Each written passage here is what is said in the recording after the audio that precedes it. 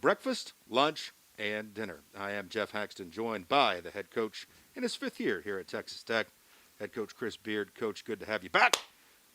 How you feeling? Oak to smoke. That's a tongue twister. Oak to smoke, sometimes mesquite. How's your Christmas, Hax?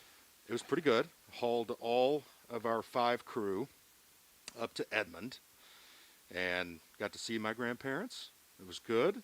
Quick trigger question. Okay. You have to immediately answer it. Okay. Favorite gift Ever? this Christmas? This Christmas? This. I got a Fitbit. Fitbit. Yeah. Like it. Yeah. My wife got me this, and so I can see how horribly I sleep. So here's my quick trigger question for you.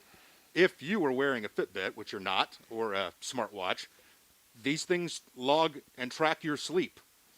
How many hours would you be averaging a night? 2. 2. Honesty, right up front, that's great. But it's a quality too. It's a deep sleep. Yeah. Yeah, that's the important part. Quantity versus quality. Yeah. Your Christmas. I know it was like that, but. Yeah, so we had the girls kind of pre-Christmas this year, go every other year, us and their mom. So we did our Christmas on the 23rd, and then we spent some time together on Christmas Eve, and then they went to see their mom for Christmas. But it was good. Yeah. All 3 daughters are here, and I'm always blessed for that because they're getting older, and you kind of know that one day is going to come where we're probably not all together. So every time that we're together like that is cool. And, Randy did a great job organizing everything, so it was cool. It was awesome for me too, Coach, because I saw them there for the KU game, and they were straight across behind the bench, and they were cheering hard. Boy, that was fun to watch. Them really supporting the team. They know how important it is. I remember that as my dad being a coach, just like, man, we got to win this sucker. We got to win this game tonight because we're going home with this guy. That's important. Yeah, the big ones, in junior college especially, because you take 30, 35 days off. So that last game before you went home, that was just everything. Then working with Coach Knight, we always felt that way about that bye week. You get that game, then you got 5 or 6 days before the next game. Those were Super Bowls. Pat used to just highlight them with different colors of ink to make sure everybody in the organization understood, this is a must win.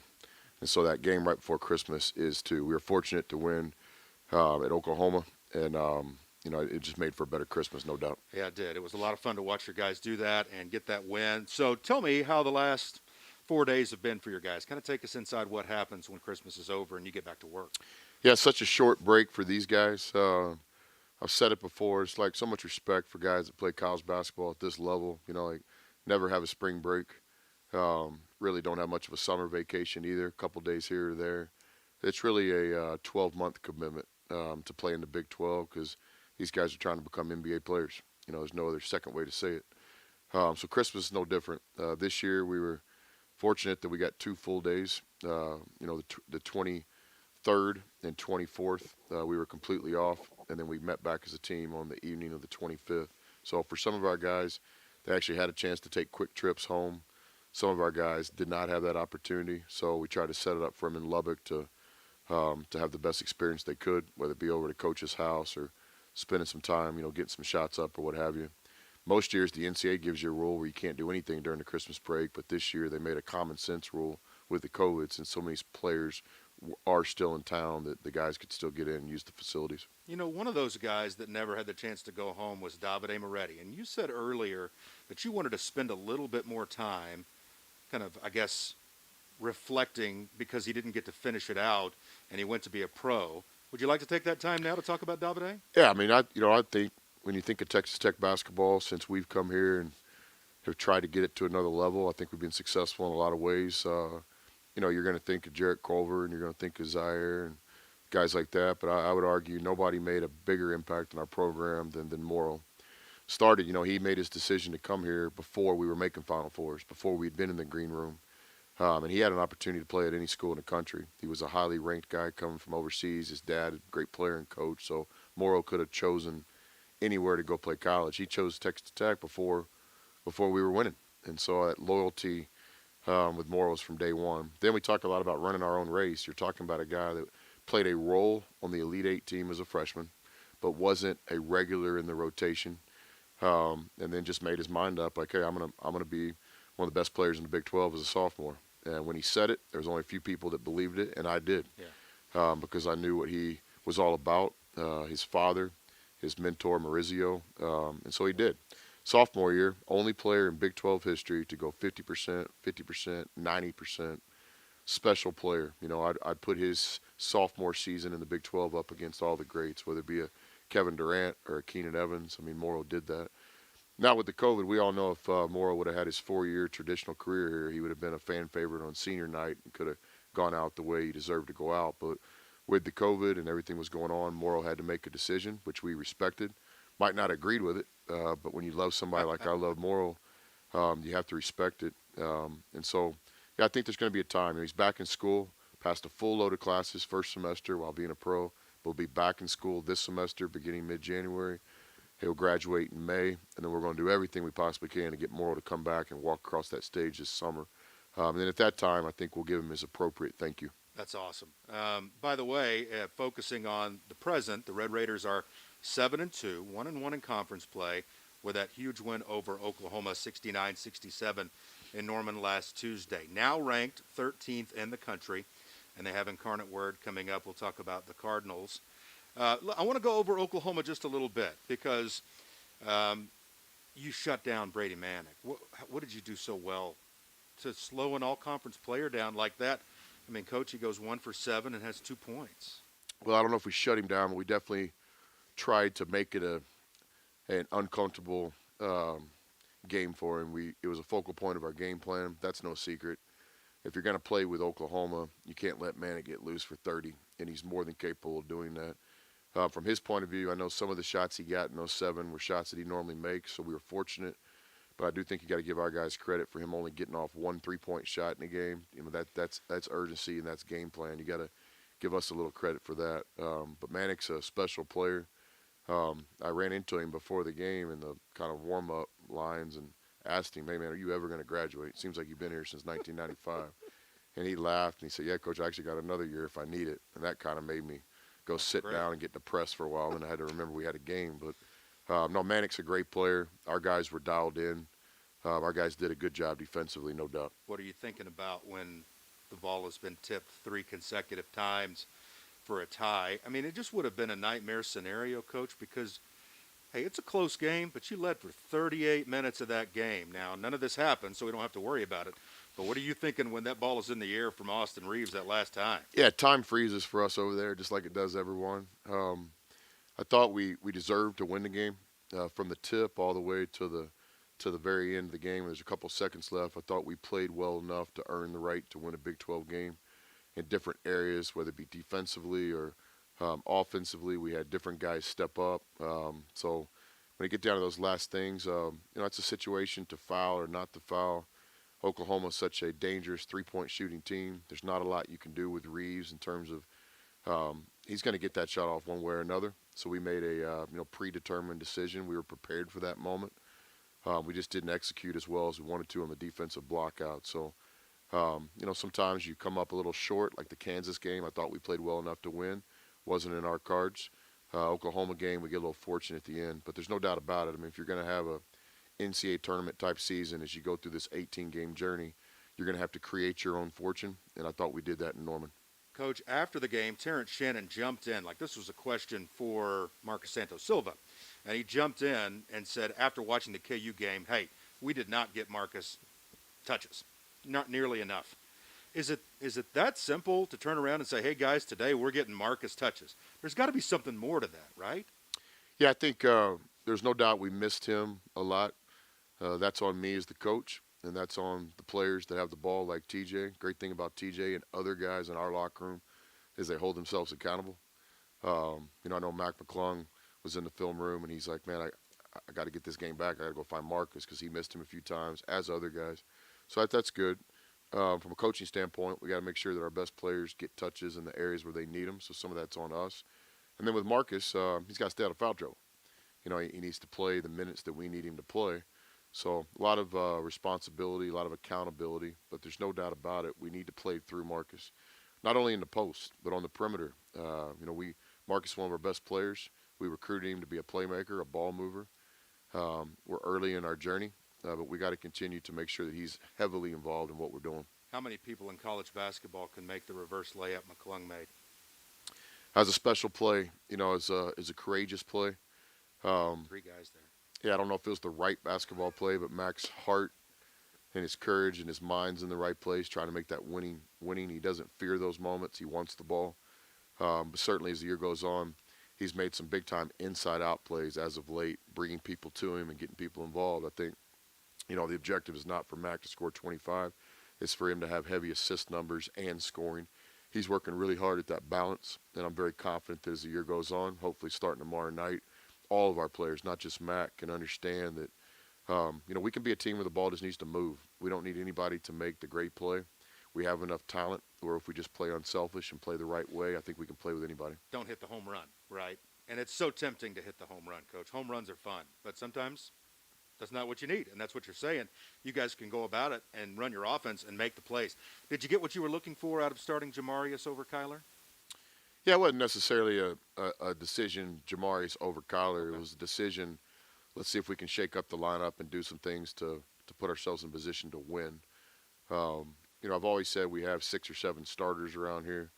Kyler continues to be one of those guys. We need Kyler to play well. We don't win at Oklahoma if Kyler doesn't embrace this game like he did.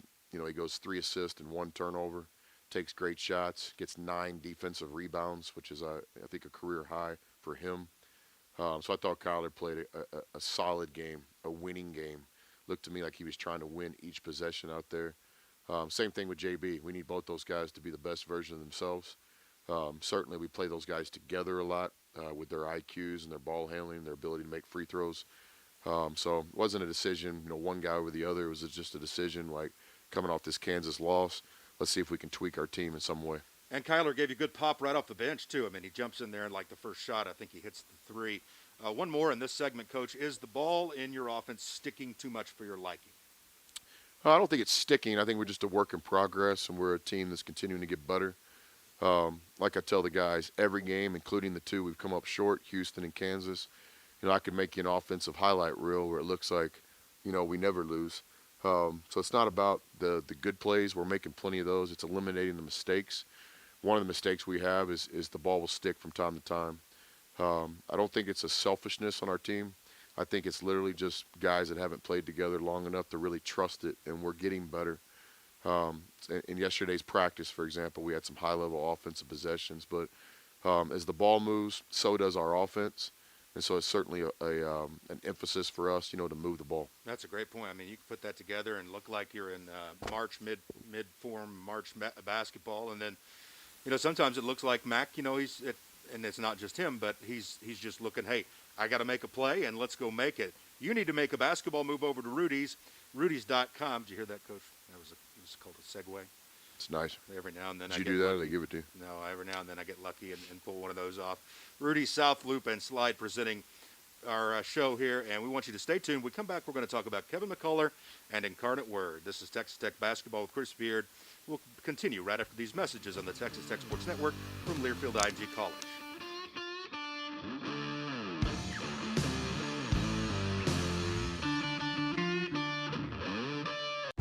At Texas Tech, innovation is at our core. Grit and determination drive our ambition. Art and culture spur our creativity.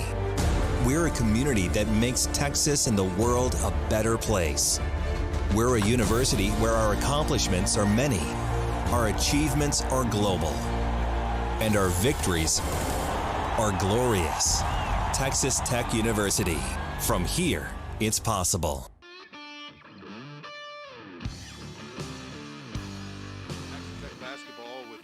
Is presented by Rudy's Barbecue. Great barbecue starts with the wood, and Rudy's uses 100% oak to smoke their meats.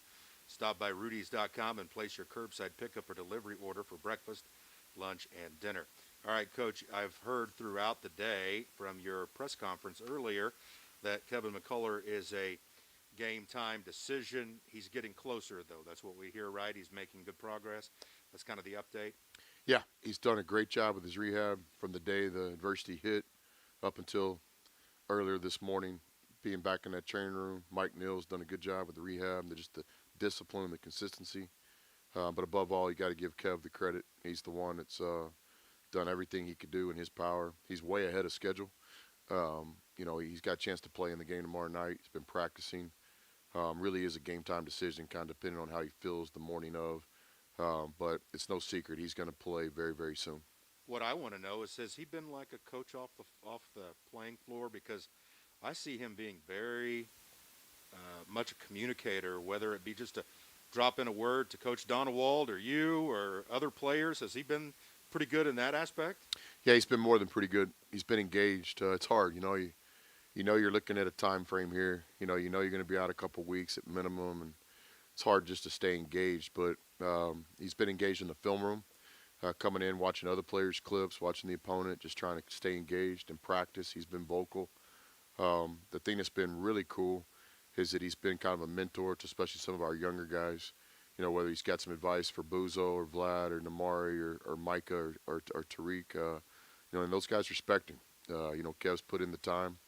He's one of our best players. So, I think if we can continue that when he gets back to playing his normal minutes and normal role, if he can still kind of have that attitude of coach on the bench, now you're starting to get into a next level of being an impact guy. And we think Kev's got that in him. He's got a basketball IQ. He's got the respect from his teammates. So he's a guy that should be a leader. Do you like jumping out of conference? Um, Because you got in it in a hurry. yeah, so this is a game we always try to play. Try to get that one game in after Christmas before the league starts. Instead of practicing for 6 or 7 days, kind of splitting it up with a game. So this is something we've been committed to. This year, kind of unique because we've already played the 2 Big 12 games before Christmas. Somebody asked me my opinion on that earlier today. I'm more of a traditionalist. I didn't like it, but I understand and respect the decision. What they basically tried to do is to give us a window of opportunity in January and February if makeup games need to happen, if postponed games need to be replayed. There's a window, a pocket of time in the schedule. So I understand the decision to play the 2 before Christmas. If we could have gotten a rebound against Kansas, and we're sitting here 2-0, I'd probably been a big fan of it. Just a little step out, then right back in. Oklahoma State coming up on Saturday. So I want to get like kind of a broad scope of the league here because Bill Self, I think, said it about 2 or 3 weeks ago, maybe right before it came down here to Lubbock, that this league is the best it's ever been. I've said that before, but I really mean it this year. That's paraphrasing. Your thoughts on this league right now? I mean, I looked, I think, in Andy Katz's poll, it was Baylor 2, Texas 6, West Virginia 13, blah, blah, blah, on and down the list. What do you think? Well, I've had a chance to see everybody play, so I do have an opinion. Starts with the 2 teams that we prepared to play against. I mean, Kansas is good enough to beat anybody in the country. Could play in a Final Four, could win a Monday night game. I feel the same way about Oklahoma. Talented, all the pieces back. Have already won one road game in the Big 12 race. I think Oklahoma will be right there. They've got the experience, they've got the coaching, they've got the NBA players. So I think they're really good. I would say those are 2 of the top, 10 teams in college basketball, in my opinion. Then I've had a chance to watch, obviously Baylor and West Virginia and Texas have special things going on with returning players, the ability to score, the ability to defend. And those are 3 teams along with Kansas that I think are Final Four, contenders as we sit here in late December. And also some other really good teams. I mean, TCU's won a game. How I feel about Coach Prone at Iowa State. Kansas State's already won a Big 12 game. So I don't think there's Oklahoma State, who has really, really good players. Mike's done a great job setting that team up. I mean, so I think, it's early, right? But I think it's possible that we're sitting here in mid-January and any one of the 10 Big 12 teams by then could be ranked in the top 10 in the country. It's just going to be a dogfight every night, and even Iowa State and Kansas State. I mean, you can't take them out of there. Iowa State almost won at West Virginia. I mean, it's ridiculous, this league. What can you tell us about Incarnate Word, Coach, coming up tomorrow night?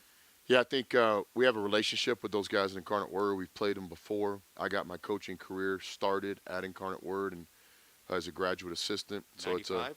Yes, sir. It's a program that we follow, we pull for. This was a relationship game. This game, to my knowledge, wasn't on the schedule. COVID hits. We go back to the people that we trust, the people that we think can make games take place. So we're very fortunate to have Incarnate Word coming in here. They've had a season to this point that's been broken up a little bit with COVID postponements. but they've been in every game, including a really tough road game at Wyoming. They had a chance to win. I think they've upgraded their talent. From my eye, watching them play, I think they're going to be a factor in their conference race. They've got a player averaging 20 points a game. There's only a few of those in college basketball. They've got point guards that play the game the right way. They have athleticism. So I think it's a team that we'll look up here in February and March, and they'll be right where they want to be in their conference race. So we'll have to play well. Another thing about Incarnate Word, they use the three-point shot as well as anybody in college basketball, shooting over 40% as a team. 8 or 9 guys on the roster that can spin off and hit 3 or 4 threes in a game. So like a lot of these games, first, second round NCAA tournament type games when a Texas Tech plays an Incarnate Word, they've got really good players, and this three-point shot makes the game very dangerous for us. That guy's Keaston Willis, by the way, who averages 20.3 and 6.5. So, yeah, really good numbers there for him. Again, this is coming up at 6 o'clock tomorrow. I'll let you leave with your message to the fans, but I have a couple from At Guns Up Radio. Just two. Has COVID taken any of the joy out of coaching? That's from Bobby in Abilene. I would probably go the other way. I think it's given us a better appreciation and joy. Certainly there's some times where you feel bad for the players that they can't have the normal traditional kind of college experience. You feel bad for the fans when you walk out there and you know there's 10,000 people in West Texas that want to be at the game. They just can't. But in terms of the actual joy, I think it's actually kind of flipped. I tell our guys every time we play, like, hey, we're blessed to be here. And so just like all things in life, when something gets taken away from you, it gives you a better appreciation. I think we all share that view. So I think that joy word's key.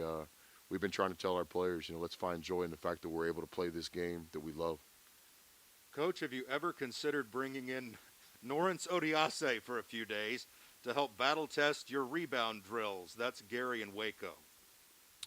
Yeah, I think about that all the time, Gary, especially with Norrance. I think about bringing Norrance back to talk to our team, to be a leader, to speak from experience, to just spend time with our players, because when you've got that championship DNA that Norrance has all over him, it's just something about that, So Norrance is obviously in his professional basketball career, so I don't call him 3 times a day, but I certainly want to. This whole social media deal, I'm not an expert on it at all, but it does absolutely make my day from time to time when somebody will show me, hey, look what No said about you or the team. So there's nobody that I love or respect more than Norrance, what he did for us. But I'll tell you one thing I would say about our former players is we're starting to develop that tradition where the guys come back in the summers or during their breaks. It's great to have Justin Gray in Lubbock a lot recently as he's in between pro jobs, and most of those guys come back in the summer now. That's really one of the big things about, building a program. And I would say if there's anybody out there listening, no matter who you played for, Gerald Myers, Bob Knight, James Dickey, Tubby Smith, us, before Coach Myers, this is your team. And it's not just a deal where the guys that have played for us, we want them to come back. I want Toddy Gocher to come back just like I want Norrance to come back. And I want, who am I thinking of here? Darryl Dorr to come back, and Devon Giles and all these guys. And Bubba Jennings, talked to Bubba yesterday, So that's one of the coolest things about building a program is when you look up and you've got generations of former players, former coaches, former managers. And we're getting to that point. We still got a long ways to go. But if anybody out there is listening, if you ever were part of this program, no matter who you played for or worked for, come on back. We got a place for you. And relay that on social media. You folks listening, speaking of social media, relay that out there.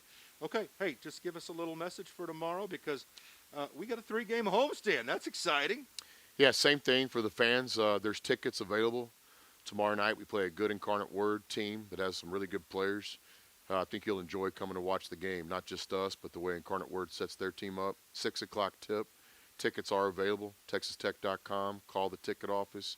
Season ticket holders, those that are fortunate enough to have tickets in their hands, please, if you can't come to the game, which is understandable, please give your tickets to somebody that will come. We'd like to get to that sellout capacity. It's the right thing to do because there's a lot of people out there that would love to come to the game. So please use your tickets when you have them. Then we got the 2 Big 12 games coming up. I think it's the only time in our schedule where we have the 2 straight home games, Big 12 games. So that'd be a pivotal point for our season. If we're going to be a part of the championship race, we're going to have to protect our home court. So this 3-game homestand starting tomorrow at 6 o'clock. We just encourage anybody to please come watch the team. We have a safe plan. We're masked up, parking, concessions, social distancing. Haven't had any complaints. People have been very impressed with the plan that we put together, and I hope everybody out there listening will come to the game tomorrow night. All right, thank you very much, Coach Beard. Appreciate the time. Always a joy to get with you. Glad the Christmas was good. And we've got Bob Donewald coming up, assistant coach. Will talk to us next on the Texas Tech Sports Network from Learfield IMG College.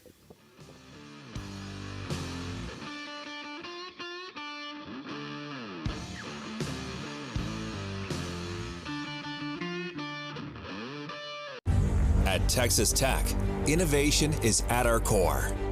Grit and determination drive our ambition. Art and culture spur our creativity. We're a community that makes Texas and the world a better place. We're a university where our accomplishments are many, our achievements are global, and our victories are glorious. Texas Tech University. From here, it's possible.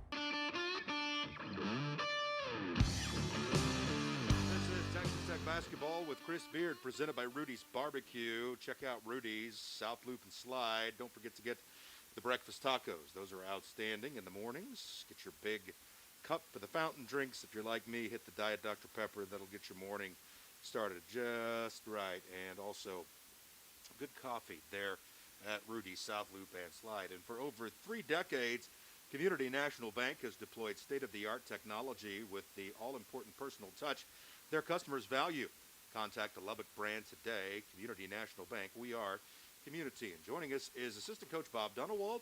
I'm looking up here. His coaching experience has had about 50 stops. Bob, glad you're in Lubbock, man. It's good to be here, man. How you doing? Doing great. Charlotte Hornets, New Orleans Hornets, Cleveland Cavs, Shanghai Sharks. What's it like to coach basketball in China? It was interesting. It was fun though. Yao Ming had bought the Shanghai Sharks, and I was his first coach. So he gave me the opportunity to come in, and the culture of China is different than anywhere else. It's more complex than anywhere else I've been, more so than the European countries or the South American countries. So you got to figure that piece out, and more so that culture carries into basketball in a different way. Normally when you hit the lines, everything becomes the same. Cultures are cultures, you got to win. But there it was a little bit different because they don't like to talk. They don't like to be disrespectful by eyeballing you, and basketball is about communication. So it was an interesting time, but it was a fun time. Yao was very kind to me. He was a great owner, and we were able to win, and that kind of makes everything good. How many countries you been to? Oh, boy, I don't have time to count. I've been to a lot. I've worked in South America. I've worked in Brazil. I've worked in England. I've worked in Ukraine. I've worked in Russia. Worked in China, obviously, different clubs there. Been to the NBA. But my dad was a college coach, and so I grew up wanting to be a college coach. That's all I ever wanted to do was coach college basketball. And then when I graduated from college, I just assumed I would work for him. And he kicked me out and told me to go get a job. I thought I was in trouble. But whoa, Dad, what's up? But it was neat because I got an internship with Willis Reed, who was the president, general manager of the New Jersey Nets at that time. Chuck Daly, the late Chuck Daly, was the head coach. And so I learned pro ball and built some relationships with Paul Silas, who was the assistant coach at the time. And then as my career moved on, I'm coaching overseas. Paul gets the Hornets job, and he calls me and says, "Hey, I want you to come run my defense." And so I came in, and at a young age of 30, was able to be kind of the defensive coordinator in the NBA. It was a lot of fun. Where do you cross paths with Coach Chris Beard? So Coach Chris Beard worked for Coach Knight, obviously, here at Tech. My father had worked for Coach Knight at Indiana back in the 70s during the undefeated team of 76. So when my dad retired from coaching, he was doing TV commentating, and I'm in China, and I get a call from him, and we talk and I said, "Hey, who you got this weekend?" He said, "Yeah, I got an Arkansas Little Rock team." He goes, "And you won't believe this, they're running our motion offense." And not too many people run the motion offense the way we run the motion offense. And so I said, "Well, who's the coach?" He said, I've watched about 3 games. I'm about to look that up. And he called me back. He says, "It's Chris Beard," and he was on Knight's staff at Tech. I said, "Oh, you're going to enjoy doing the game." He said, "Yeah, I can't wait to meet him." And Coach Beard was kind enough to bring my dad not only to practice, but they went to dinner and they told stories and they hit it off. And my dad called me back after the game. He says, "You got to meet this guy. You're gonna love him. He's one heck of a ball coach. You guys are a lot alike. You got to meet him." So then Beard and I hooked up over the phone, and I as you've seen me come and go through the last 4 or 5 years, we've built a friendship and respect through basketball. That's really cool how this thing is all kind of intertwined and integrated. And man, his tree is going to be really impressive when it's all said and done. It's already growing. The roots are going down. And now this, we're talking about oak to smoke the meats here with Rudy's. That's going to be a pretty big oak. We're talking to Bob Dunewald. What do you think about this year's team and where they're at? Give me a feel. It's a typical Coach Beard team. It's a team that's coming together as we go, but it's a tough-minded team because of Coach Beard. I think we have some pieces that continue to get better. We obviously need to get McCullough back. Kevin's got to get back on that floor for us. We've got to get healthy, but we like where we're at. But we see a lot of room for improvement as we keep going. So right now, you're at 4 in the country in defensive scoring, giving up 54, I think, 54 even. Mm-hmm. You're telling me that can get better, huh? Well, defensively is kind of where Coach Beard's teams already start, and I think in points per possession, we may even be number 1 in the country. But good teams always start defensively, and that's got to carry you through as you continue to build your offense. The motion offense takes time to develop. We've got a lot of new pieces, and so I think our offense will continue to grow, and our defense has got to be our staple night in and night out, which it has been so far. Coach Dunewald, when I think about motion, I kind of picture a coach going, "Hey," spinning his finger around in the air. "You guys move." If it takes a while to refine it, then it's got to be more complex than that. So what makes it a situation where it takes a little longer to get the cake to bake? Because you're not telling players, you go here, you go there, and then when the ball goes here, you go there. What you're teaching these guys is how to play the game, how to read the defense. So as opposed to just running plays, we let players play. It's an NBA type of base. You'll see guys in NBA coming off screens, they read the defense. What Coach Beard has done with this thing is he's developed it into a system of 5 guys working together, reading their man and playing. And it takes time, especially when you have new guys figuring it all out. But Beard's the best I've ever seen at teaching it. And so as we continue to go, we're able to take new pieces year in, year out because of Beard and the way he does it. What was Coach Beard like in that locker room after the win over Oklahoma? His normal self. It's a road win. It was a heck of a road win. It was. But Beard isn't one of those guys that's up and down all the time. He knows what he's calculated with it, and he wanted at that time the team to celebrate a road win, so he gets excited and gets them going. We had some fun in the locker room, but I think it's very calculated what he's doing. He wants these guys to enjoy the success on the road because, as you well know, road wins on the Big 12 aren't easy to come by, and he wanted them to feel that. So, at the end there, we missed the blockouts. He didn't want to go over that right away. He wanted to teach it later on, but he wanted those guys to feel that excitement, which they did. How much of that last part is Shannon is fouled out and Santos Silva is fouled out and you're trying to box out with Jamarius, or how much of it is on you guys? It's on everybody. Some of it is, you don't have your veterans in there, but, coaches got to teach it, which we do. Players got to adhere to it and give them some credit, too. I mean, they were just diving in there, pushing, shoving, grabbing. I think it was a combination of things. You learn from it. You study the tape. You go back to your teaching points. You drill it again, and hopefully the next time we'll be a little bit better at it. But the one thing that we were able to do was control it from start to finish and give ourselves the opportunity so that, thank goodness we didn't get beat at the end. That's Bob Dunewald doing a great job here tonight. And again, this is Texas Tech Basketball with Chris Beard, presented by Rudy's Barbecue. We'll be back with Coach Dunewald right after these messages on the Texas Tech Sports Network from Learfield IMG College.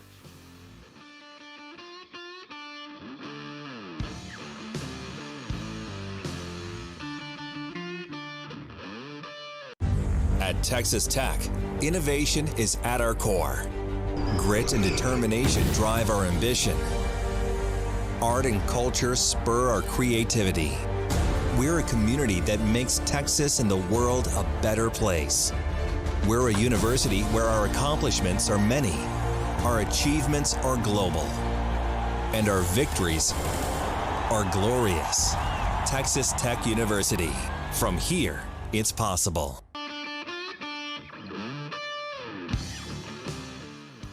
on Texas Tech basketball with head coach Chris Beard, presented by Rudy's Barbecue. Thanks for dialing us up. Hit Rudy's tonight on the way home, and you'll be a hero when you take it to the house. Get the brisket.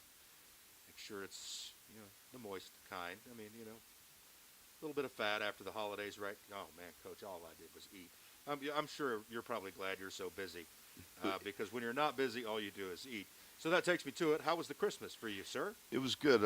I got a wife and 2 young boys, and we were able to spend a couple of days off together and have some fun. I brought the boys up here and got a little work in while they ran around the gym. So Christmas was good. What are the ages? I have an 11-year-old and a 4-year-old, and the 11-year-old is an absolute sweetheart, and the 4-year-old is trouble waiting to happen. Man, right now I've got teenager attitude, kid attitude, and baby attitude. Oof. 11, no, wait, gosh. 12, 9, and 2. So I'm going to go to Rudy's. That's why you're going to Rudy's now. drinking Diet Dr. Pepper for breakfast, as you said earlier, which is an interesting deal. You don't like that? Are you a coffee guy? What is it? I'm a coffee guy, but I like Diet Dr. Pepper, but I don't know if I could do it for breakfast. Oh, it's terrific. You may need it, though, with those kids. Yeah, it gives you a little pop there in the morning. It's money. The Red Raiders were money in Norman with a 69-67 win. Now 7-2, 1-1 in the conference. This league's a buzzsaw, isn't it? I mean, it's got to be like you know that every time you line it up and you're going to throw the ball in the air, it feels like even more this year that just anything can happen. Do you get that feeling? Yeah, we definitely have that feeling. Beard does a good job of keeping everybody one game at a time and locked in. But every time you kind of look up and look at the standings and national rankings, it's like, my goodness, are we going to get an easy game coming through? But it's not going to be that way. You got to be ready to go. You got to be prepared, and you got to give it your best pop every night because this league could tear you up quickly. Marcus Santos Silva, what do you like about him so far on his journey? Because up until the OU game, we'd seen him play well against the lower competition and not so well against a couple of top 5 teams in Houston and KU. What do you make of him? He's an older guy with a maturity to him. He's a guy that can lead. He's talkative. He understands. He's very coachable. And we've got to, we're going to him. We're using him both inside and outside. As long as he continues to be aggressive and be focused, we like what we got. We think he was, one of the best grad transfers out there. We went and got him. I think he's a Chris Beard mentality because he's all about winning, and he reeks of winning all the time. When he's in my office, if he wants the ball, it's not because he wants the ball. He says, "Hey, if you get to me here, I can help us." Everything's about helping us win. So far so good. Look forward to see how he does coming up. But he's an interesting one though because he is so mature. He is older, and he's all about winning. He fits us perfect. He's got kind of the opposite of where a guy like Micah Peavy and Amari Burnett are as far as their journeys. But Micah, I mean, even though the numbers have been a little bit of a roller coaster, I got to think you're happy with him. He seems like a mature guy. He is very mature. mature. As young as he is. He is mature, and as long as he stays aggressive, he is a talent. And he makes plays, without the ball in terms of his cutting and his IQ. He's got to continue to go after the rebounding and those kinds of when things. He did against Kansas, great things happened. Yes, he did. And so, but we see a young talent, we see a mature player, but it's that overall basketball IQ that really, really helps us when he's on the floor. Amari Burnett, a guy that's been terrific defensively. What are you looking for to get a little extra out of him? Some of it with him is just you go from high school and you're able to score at a certain pace, and then you come into the Big 12 and these athletes are quicker, they're stronger, they're more aggressive, and so he's just trying to figure out the pace in which he can score. We see the talent. We see some great plays defensively, obviously with the steals and things. The shooting percentages aren't quite there yet. He's just got to stay in the gym and work and get used to the space. Michael Peavy's better than 2 for 13 from the line, isn't he? We go downstairs right now and he'll make 80 out of 100 every time. He's got this talent, I think he's just kind of caught in that moment. He's going to be fine. Once he continues to get the reps in a game situation, I think those statistics will flip for him. Talking to Bob Donewald, and I'll tell you this: there's about 50 instances in a basketball game where you can just look right at your little wristband that says 4-1, because that's mental right there on those lines. As far as that, like you said, go down here. You can put him under pressure too. All the guys cheering around him, he'll make the free throws. But sometimes it's a lot different when the lights are on. It is, but I think some of it too is just opportunity. I think it's just kind of snowballed for him a little bit the wrong way. But again, I trust his routine. I think he's got an unbelievable pull-up jump shot, and that tells me, you know, the mechanics are there, the touch is there. I think he's just got to settle in and get some more reps in games. All right, man. We'll let you go. Merry late Christmas. Happy New Year, sir. Can't wait to get back after him tomorrow. Appreciate it. Go enjoy your Diet Dr. Pepper at Rudy's. I will. I'll do that for sure. That's Bob Donewald. We've got more coming up. We'll wrap it up next on the Texas Tech Sports Network from Learfield IMG College.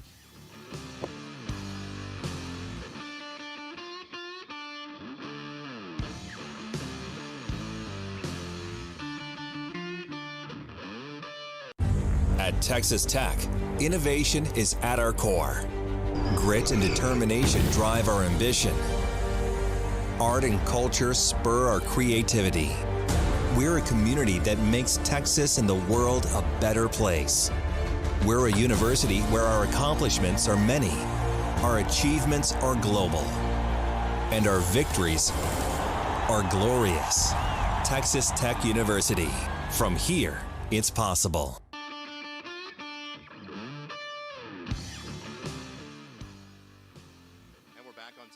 Basketball with head coach Chris Beard, enjoying our sponsorship from Rudy's Barbecue. They are terrific. South Loop and Slide. Want you to make a basketball move over to Rudy's. Rudy's.com to place your curbside pickup or delivery order. If you don't want to get in, stay in the vehicle. Enjoy 100% oak smoked meats, Rudy's signature sauces, and delicious sides from your home. It's been a lot of fun with Coach Beard and Coach Donewald.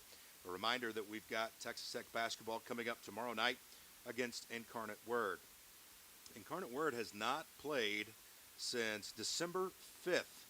They have a close loss on the road against Wyoming, but 4 games in a row, and games with pretty high-profile institutions and programs all canceled since December 5th. So you know that Incarnate Word can't wait to get back on the floor and try to take on the 13th ranked Texas Tech Red Raiders. Tip-off for that is at 6 o'clock for the 7-2 Tech team, and we'll be on the air at 5 p.m. Then you've got Oklahoma State coming up on January 2nd. That is a 3 p.m. tip. The Cowboys 0-2 in conference play will be a little desperate early on in the season, and that'll be a Happy New Year game again on January 2nd at United Supermarkets Arena. Texas Tech Lady Raiders will also play tomorrow at 1 o'clock against Incarnate Word. Texas Tech and Incarnate Word, 1 o'clock tip there with the ladies. So it's a double dip at the USA tomorrow. That will be a lot of fun. Same thing for the lady version of the Incarnate Word basketball programs. They haven't played since December 5th. So it's really cool. Again, Coach Beard talked about it, that this tough time, this pandemic hasn't taken the wind out of him or the joy out of him when it comes to coaching basketball. It's actually been the reverse, that you just relish every single opportunity to get out there. And that's what we'll do tomorrow with the Lady Raiders at 1 and the Red Raiders at 6. That's going to wrap things up for us. For Alex Seaton back in Jefferson City, and also Coach Chris Beard and Bob Donewald, I'm Jeff Haxton, and we'll be talking to you tomorrow from the USA again, 5 p.m. our airtime, 6 o'clock tip. Until then, God bless, guns up, and good night, and thanks to Rudy's.